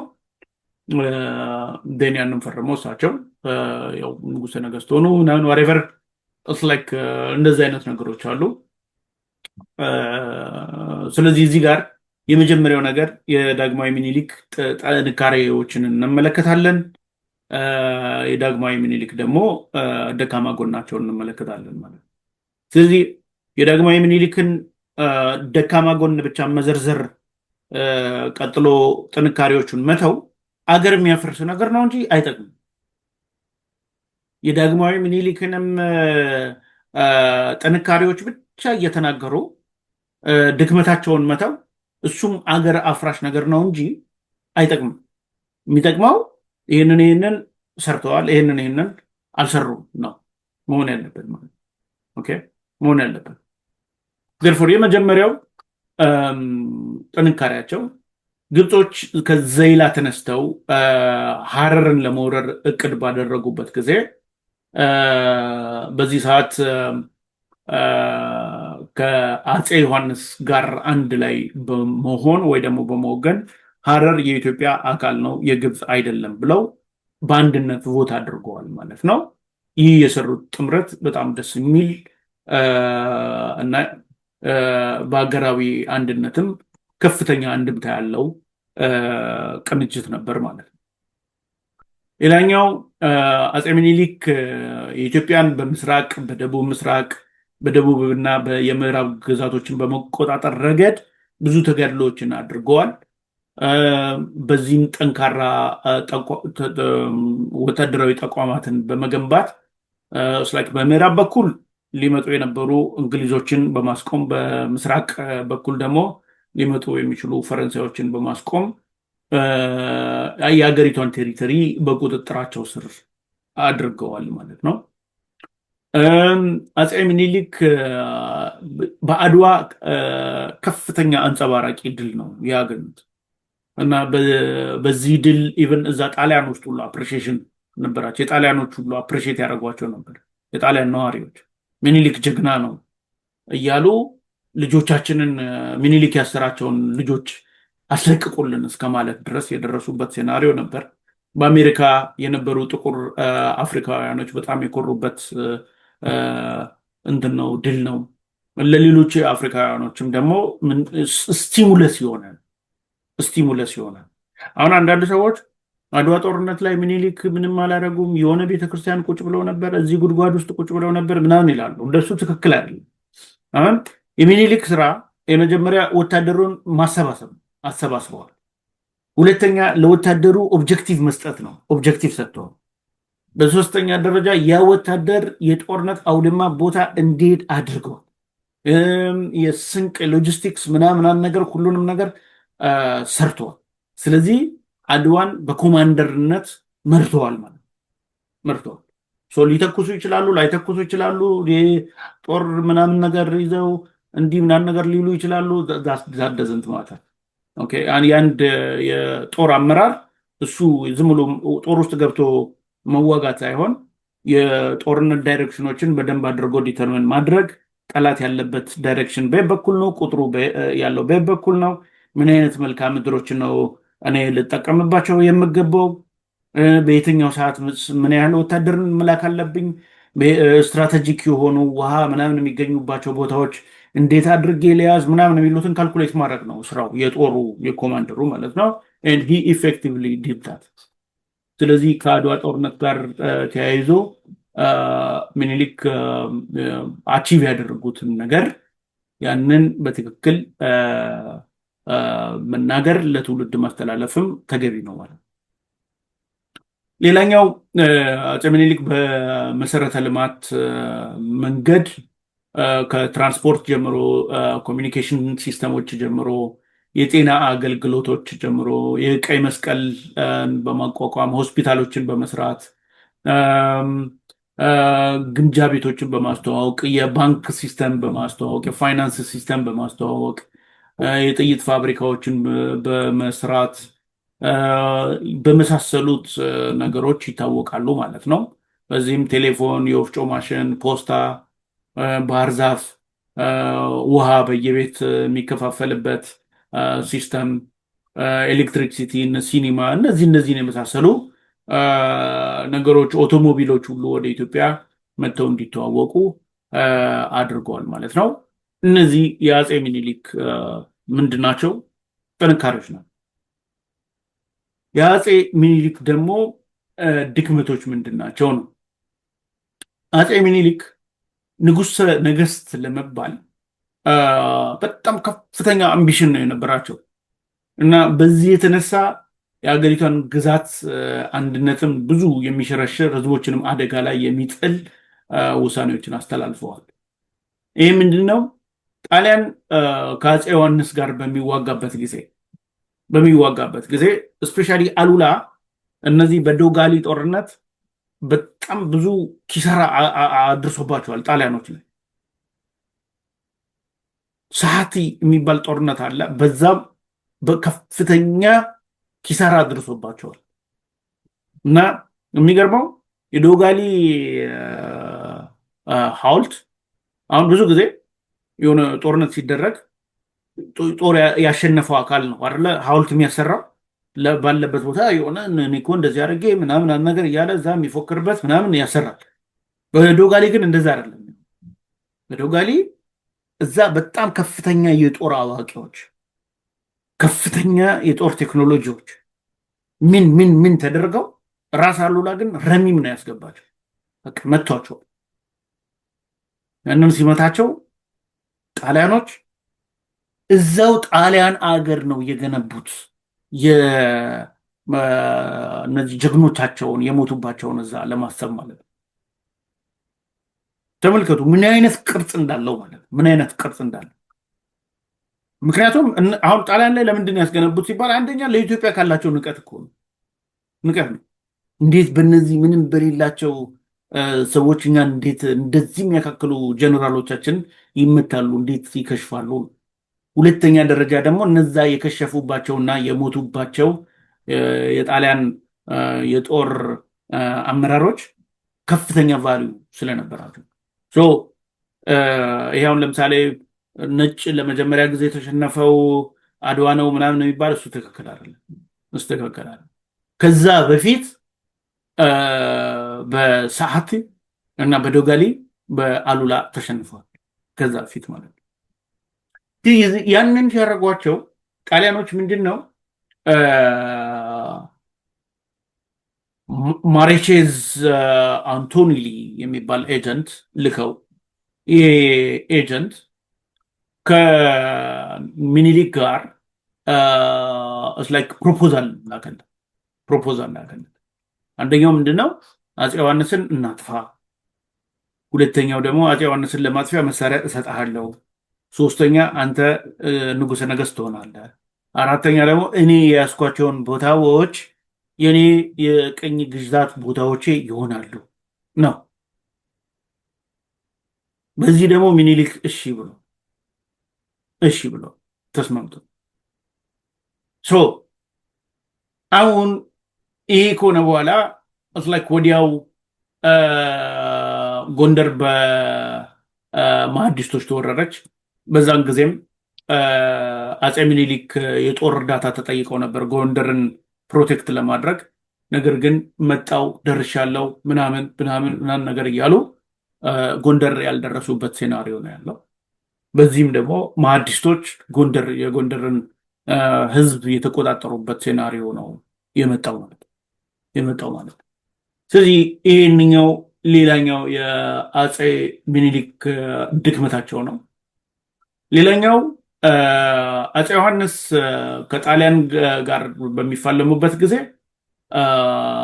አፄ ዮሐንስ ከሞቱ በኋላ በብርሃን ፍጥነት ነው የውጫሌ ስምምነት የተፈረመው። በዛም መሰረት ደግሞ ምዕራፍ አንቀጽ 3 ላይ ጣሊያን የያዛቸው መሬቶች ዛሬ አሰብ የሚባለው ማለት ነው፣ ቀጥሎ እነዚህ እነ ምጽዋ ምናምን ያሉበት እና አስመራን ምንም እነዚህ ጨምሮ ኦልሬዲ ጣሊያን ይዟቸው ነበረ።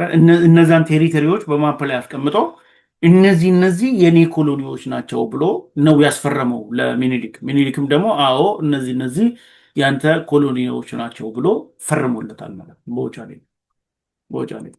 ስለዚህ ይሄ እንግዲህ እስከዛሬ ድረስ ብዙ ሺህ ሰዎች ሚሊዮን ሰዎች ከ120 ዓመት በላይ አገሪቷ በቁስል የምትታመስበትን እንትን በማስቀመጡ ደረጃ ሚኒሊክ ተዋናይ ነበሩ ማለት ነው።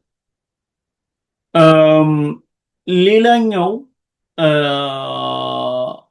ላይክ በአንቀጽ 37 17 አማካኝነት ነው እንግዲህ የውጫሌ ውል አንቀጽ 17 ነው ከጣሊያን ጋር የተዋዋሉት። እሱም የጣሊያንኛ ቨርሽኑ ኢትዮጵያ ማንኛውንም ግንኙነት በውጭ በኩል ለማድረግ ብትሞክር በጣሊያን በኩል ታደርጋለች የሚል ነው።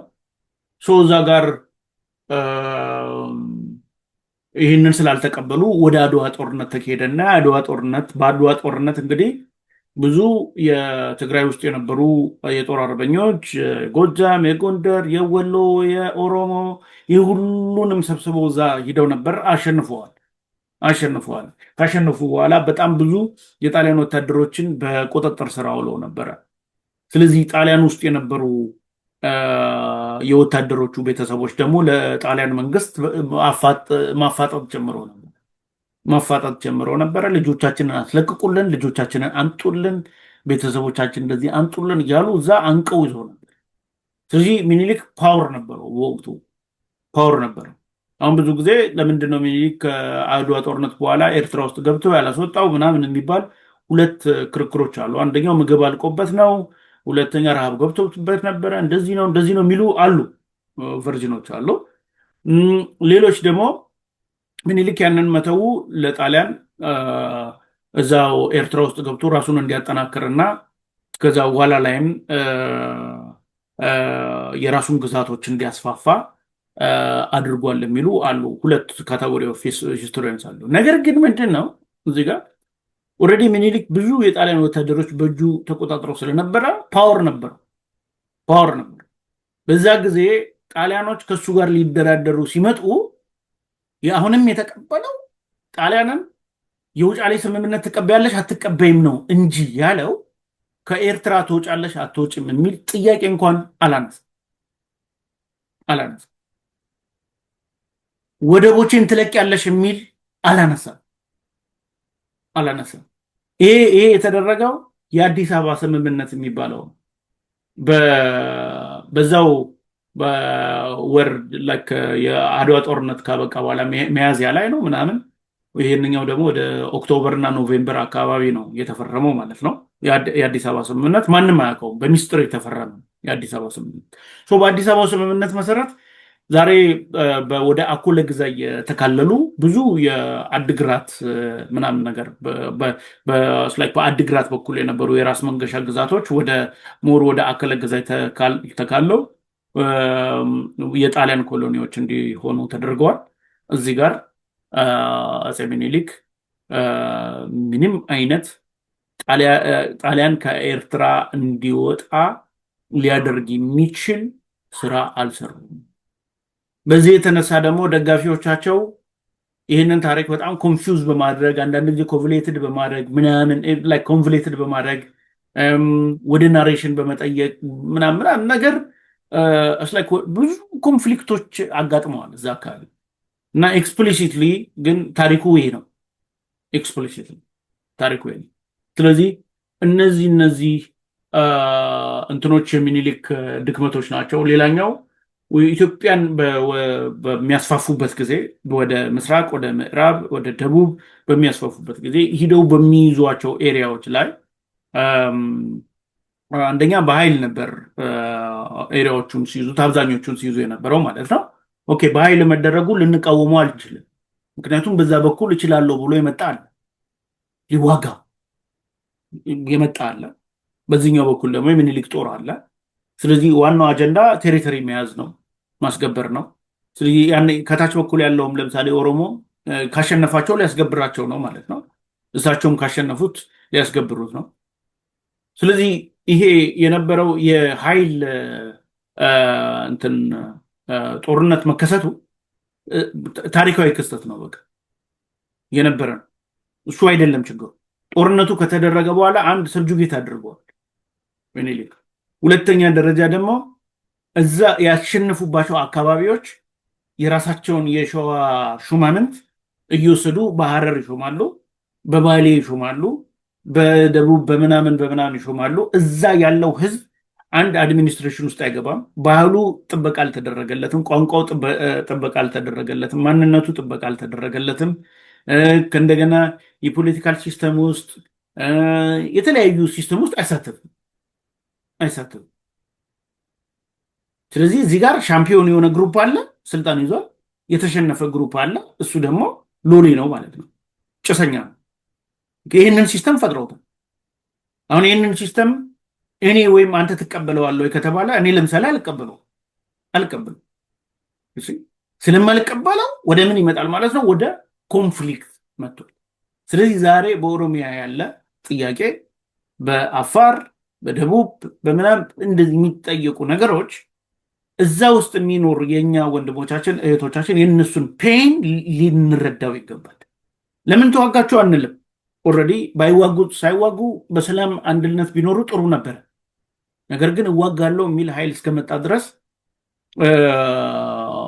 ልክ ጣሊያን ውስጥ ጋሪባልዲ ሲወስዱ እንደነበረው እና ቢስማርክ ሲወስዱ እንደነበረው እዚህ ኢትዮጵያ ውስጥ ተወስዶ ሊሆን ይችላል። ነገር ግን አሁን ጣሊያን እነ ኔፕልስን ሲቋቋሙ ሲቆጣጠር፣ እነ ሚላንን ሲቆጣጠር ወይ ሌሎች ከተማዎችን ሲቆጣጠር እዛ የነበሩ ጣሊያናውያኖችን በተለያዩ እንትኖች የመንግስት አካላቶች ውስጥ እንዲሳተፉ ነው ያደረጓቸው። ሚኒሊክ ግን ያንን መብት አልሰጠም።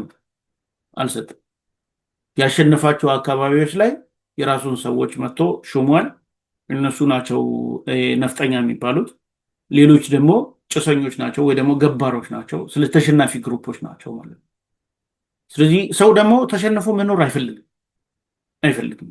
ዛት ዋይ የሚኒሊክን አድሚኒስትሬሽን አይቀበሉትም ማለት ነው። ዴርፎር ኦሮሞ ወንድሞቻችን ጥያቄዎቻቸውን ሲነግሩ ልክኛ ፔኑ ተሰምቶ አዎ ይሄ ትክክል አይደለም፣ አዎ ጦርነቱ መደረጉ መቼም ጊዜ ያመጣው ነገር ነው። ከጦርነቱ በኋላ ግን በአድሚኒስትሬሽን መሳተፍ ነበረባቸው። ኦኬ ባህላችሁ ሊጠበቅ ይገባ ነበር። ቋንቋችሁ ሊጠበቅ ይገባ ነበር። ስነ ልቦና፣ እነዚህ የሚባሉት ነገሮች ሊጠበቅ ይገባ ነበረ። ያ አልተደረገም። ከዚህ በኋላ ግን ያንን ማድረግ አለብን ብንላቸው ጦርነት ውስጥ አንገባ። ነገር ግን እዚህ ጋር ያለው ነገር ልክ ጭሰኛ የሚባለው ነገር ከሰማይ የመጣ መላእክት እስከሚመስል ድረስ እንትን ይሄ ነፍጠኛ የሚባለው ከሰማይ የመጣ መላእክት እስከሚመስል ድረስ የእሱን አሪፍነት የተነገረ የሱ መጥፎነት አይነገርም። ነገር ግን አሁን በተናገርነው መንገድ ነው መቀመጥ ያለበት። ያ we should just feel the pain of like our society። የኦሮሞ ፔን ሊገባን ይገባል። የአፋር የሶማሌው ሊገባን ይገባል። የሀዲያው፣ የከምባታው፣ የጉራጌው፣ የሌሎች ወገኖቻችንም ፔን ሊገባን ይገባል። እሱን ከተማመንን ለመታረቅ ቀላል ነው። ምንም ችግር የለውም። ነገር ግን ያንን ካልተማመንን እዚህ ጋር ቄቤ ያስመሰለን የምናወራው ከሆነ እዚህ ጋር ያለው ሰውዬ ደግሞ ይሄ ታሪክ ለእኔ እሬት ነው የሚል ከሆነ ሁለቱ ስለማይጣጣሙ ሁልጊዜ ኮንፍሊክት ይመጣል። ይሄ ኮንፍሊክት ደግሞ ለአጭበርባሪ ፖለቲከኞች እንትን ሲፈጥር ፕላትፎርም ሲፈጥር ለንጹሑ ዜጋ ደግሞ ሁልጊዜ የእሳት ራት ነው የሚያደርገው። ስለዚህ እንደዚህ አይደለም። ጀስት ምኒልክ ይሁን አፄ ዮሐንስ ይሁን አፄ ቴዎድሮስ ይሁን ሁሉም የኛ መሪዎች ናቸው፣ ከኛ ውስጥ የወጡ ናቸው። የነሱ ጥንካሬ እቺን ሀገር አስረክቦናል። የነሱ ደግሞ ድክመት ከጊዜ ወደ ጊዜ እየመጣ የአሁኑ ጀኔሬሽን ላይ ምን ሆኗል ማለት ነው? ጀርባው ጫንቃው ላይ ተቀምጧል። ዴርፎር አሁን እዚህ ጋር ቁጭ ብለን እኛ እናስባለን። እኛ የሀገር ችግር ነው መፍታት ያለብን የምንል ሰዎች እነዚህን ታሪኮቻችን ኤክስፕሊሲትሊ አውጥተን ተነጋግረን ይቅርታ ማለት ያለብንን ይቅርታ ተባብለን ሰዎች በዜግነታቸው በማንነታቸው እኩል የሚሆኑበትን ሲስተም ክሬት እንድናደርግላቸው ይረዳል ማለት ነው። አይ ቲንክ ከዛሬ ሌስን ብዙ የተማራችሁት የወሰዳችሁት ነገር ያለ ይመስለኛል። እዚህ ጋር ጥያቄ ካላችሁ መጠየቅ ትችላላችሁ። ሀሳብ ካላችሁ መስጠት ትችላላችሁ። ኤኒ ሪሌትድ የሆኑ ነገሮች እንትን ማለት ትችላላችሁ። ዮሐንስ ነበርኩኝ። አመሰግናችኋለሁ ስላዳመጣችሁን። በሚቀጥሉት ቪዲዮዎች ደግሞ ሌሎች ነገሮችን እየተማርን እንደዚሁ ተግዳሮቶቻችን ምንድን ነበሩ፣ የወደፊት ደግሞ ያለን እድል ምንድን ነው የሚለውን ነገር እናየዋለን ማለት ነው። ነገ ሰላም እንዲሆንላችሁ ከልቤ እመኛለሁ። ፍላጎቴም ሁሉ ነገሬም ያ ነው። የሀገሬ ሕዝብ ሰላም ሆኖ በሰላም ገብቶ በሰላም ወጥቶ ያለውን አእምሮና ጉልበቱን ተጠቅሞ አገሪቷን እንዲያሳድግ ነው ፍላጎቴ። የምሰራውም ይሄንን ነው ማለት ነው። በተረፈ መልካም ጊዜ ሆንላችሁ። አመሰግናለሁ። ቻው።